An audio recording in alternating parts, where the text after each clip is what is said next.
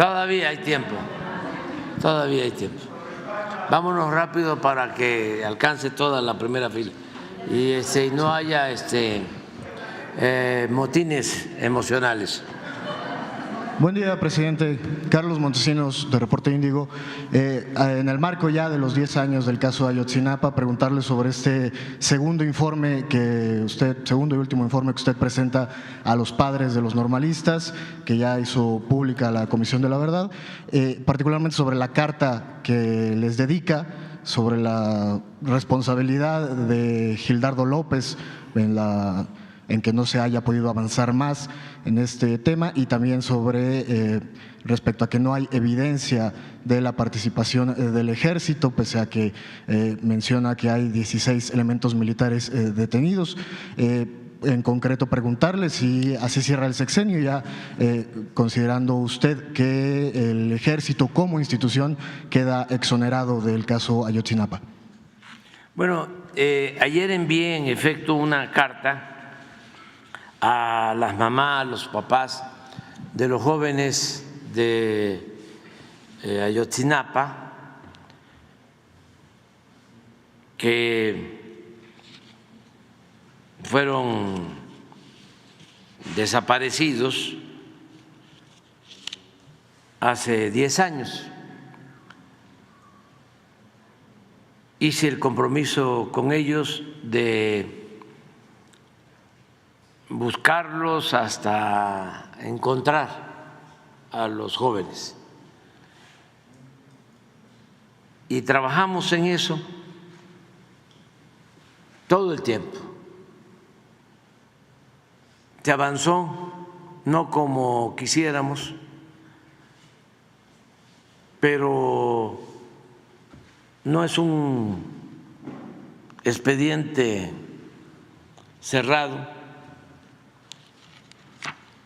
Va a continuar la investigación y se aclararon varias cosas que no se conocían, que la gente no sabía, porque siempre se manejó este asunto solo arriba, este lamentable caso. Y cuando hablo de arriba, no solo hablo de los potentados en lo económico, en lo político, sus medios de información, sino también de las organizaciones sociales, las organizaciones de defensa de derechos humanos, que no dejan de estar en la cúpula, que no dejan de pertenecer a lo que se llama sociedad política y se olvidan del pueblo raso, de informar a todos. De ahí la importancia de las mañaneras, porque es una información que antes no se daba a la mayoría de la gente. Eran muchos los filtros y también en abono a las organizaciones independientes no tenían acceso a los medios convencionales. Había un control casi absoluto de los medios de información, de los periódicos, de la radio, de la televisión. Entonces, ahora ya hemos informado más sobre este caso. No sé si pones la carta para ir detallando algunas cosas. La carta que envié a los papás, a las mamás de los jóvenes de Ayotzinapa, claro, con un informe y con anexos pero en la carta hay un resumen que puede servir para conocer sobre lo sucedido y lo que se lleva hasta ahora de la investigación. En primer lugar, decir que nunca dejamos de buscar a los jóvenes.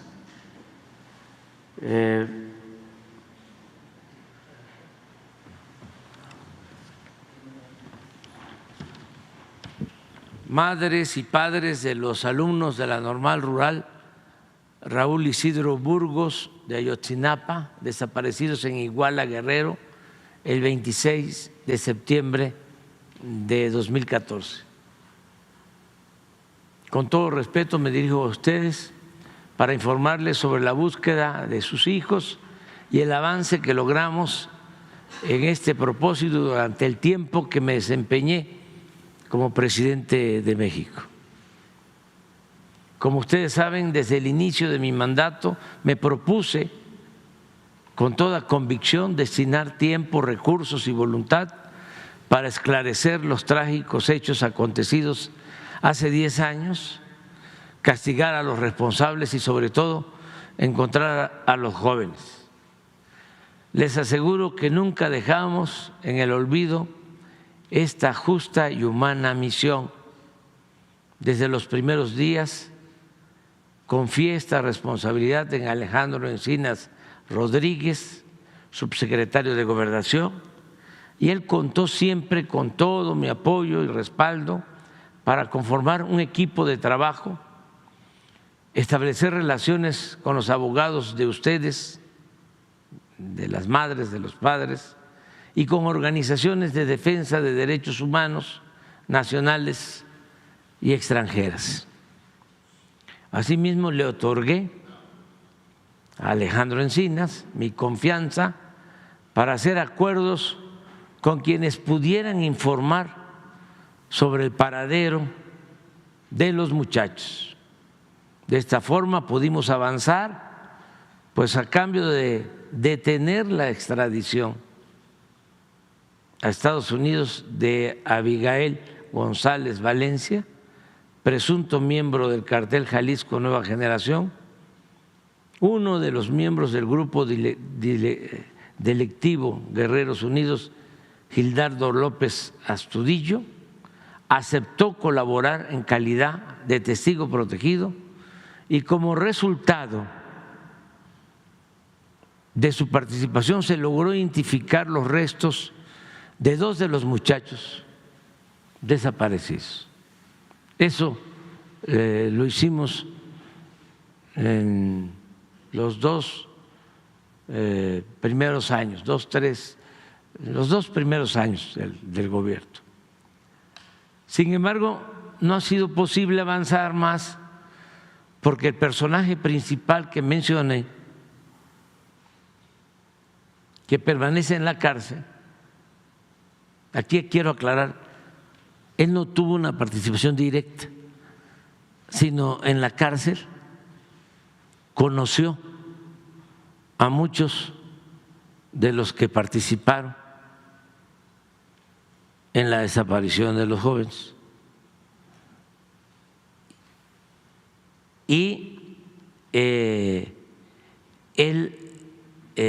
pidió, porque se está solicitando su extradición a Estados Unidos, como tiene relación con ellos, con algunos de los que participaron, y a nosotros lo que nos interesa es encontrar a los jóvenes, dijimos,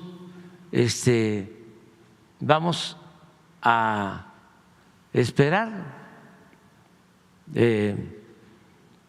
a tener la información porque es lo más importante. Entonces, a sabiendas de que él podía ayudar en esto,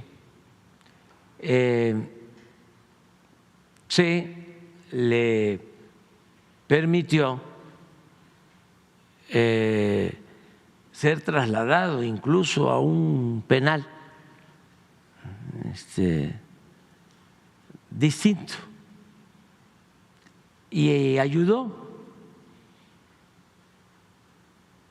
pero luego dejó de mostrar voluntad para seguir cooperando, aun cuando él tiene la comunicación y el contacto con otros integrantes. Todo esto que les estoy planteando, tenemos pruebas suficientes. De la organización Guerreros Unidos, también de policías municipales de Iguala, Cocula y de autoridades locales que saben de lo ocurrido o participaron en la desaparición de los jóvenes. Aquí conviene recordar que desde el principio de estos lamentables hechos se cometieron consciente o inconscientemente una serie de errores y omisiones que han complicado el esclarecimiento de lo sucedido en Iguala y conocer el paradero de los jóvenes. Recordemos que el gobierno anterior quiso dar carpetazo al asunto, construyendo la llamada verdad histórica, según la cual los jóvenes habían sido asesinados y quemados en el basurero de Cocula, Guerrero, por los integrantes de Guerreros Unidos, con la complicidad de policías y autoridades locales. Esta versión fue sostenida por el entonces Procurador General de la República, Jesús Murillo Caram, y por Tomás Herón, extitular de la Agencia de Investigación Criminal. Dicha conclusión fue parcialmente descalificada, en particular lo relativo a la incineración de los jóvenes en ese sitio, pues como fue probado por peritos en la materia, resultó completamente falsa esa versión. Además de esta irresponsable actitud, por intervención de organizaciones de defensa de derechos humanos, esto es un asunto también que amerita un análisis autocrítico, sobre todo del PRO, de la Organización de Derechos Humanos, Agustín Pro.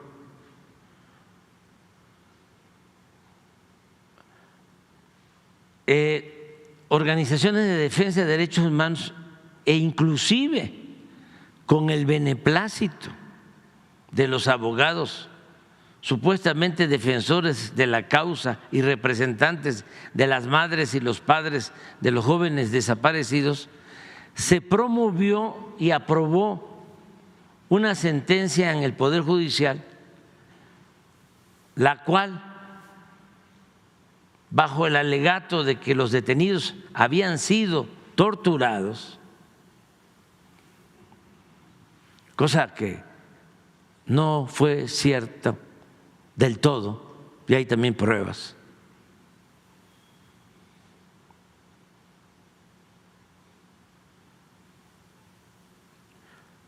Esa sentencia posibilitó la liberación de 65 de ellos, de los que habían detenido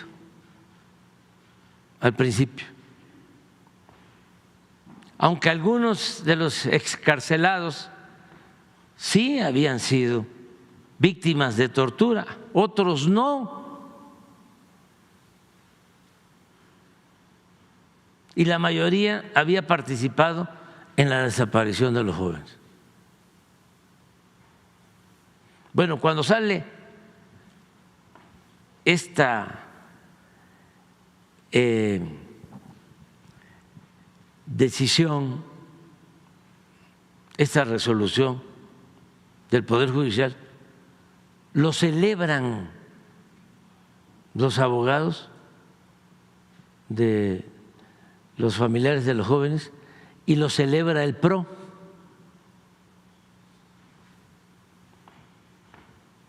También resulta necesario recordar en este punto que extrañamente los encargados de la Fiscalía Especial,